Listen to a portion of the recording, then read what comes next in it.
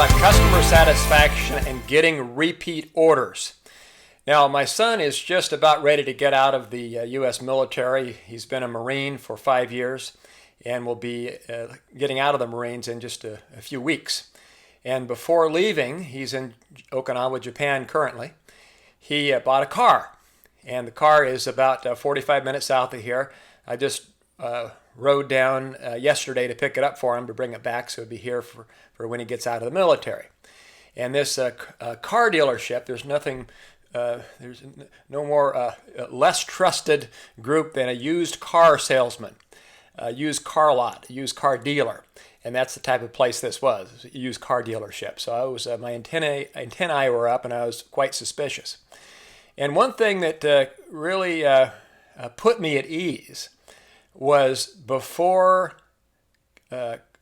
finishing the purchase, the salesman brought me this thing you've probably heard of, Carfax, C-A-R-F-A-X.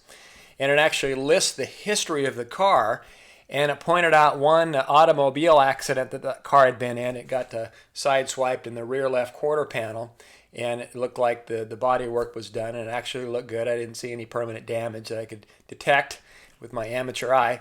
But anyway, what that did is it really built trust for that salesperson and for that dealership, that they're being upfront.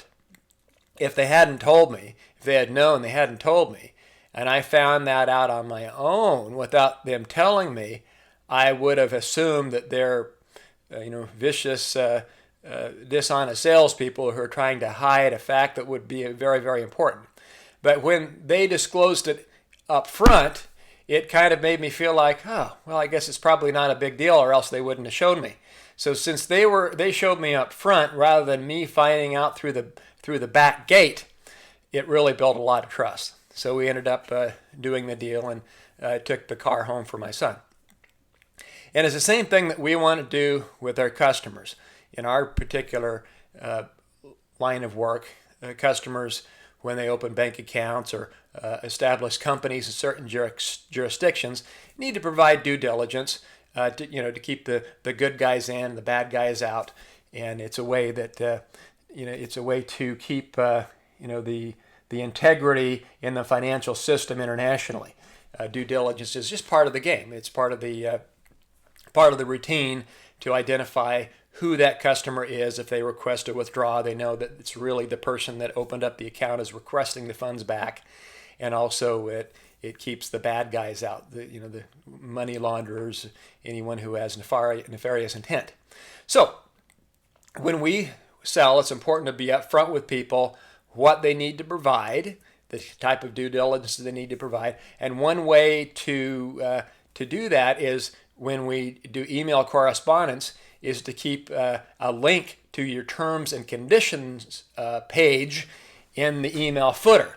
And that way the customer cannot deny that, when you communicate, commonly, if that's the way you sell through email, is one of the methods you used, and there's a lot of correspondence back and forth. Every time the customer gets an email from you, they have an opportunity to click that terms and conditions. So it's pretty hard for them to say you weren't being upfront with them if you have all the disclosures in the footer, the very bottom of your email, terms and conditions. You say, look, we communicated this many times, and every time the terms and conditions were there, I was being upfront with you.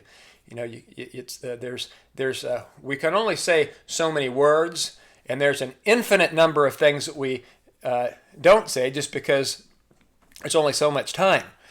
So by having the terms and conditions in the very footer of the email, it makes us be an upfront salesperson to show, look, we were being full disclosure and fully letting you know what was required here.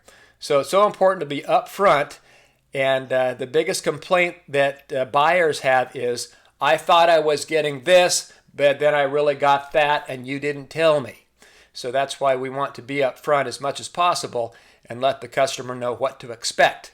So while the sale is being consummated, while the sale is being made, we want to end with okay, now George, here's what to expect. We're going to do this for you. The legal department's going to send this to you. You're going to provide this to them, and so on.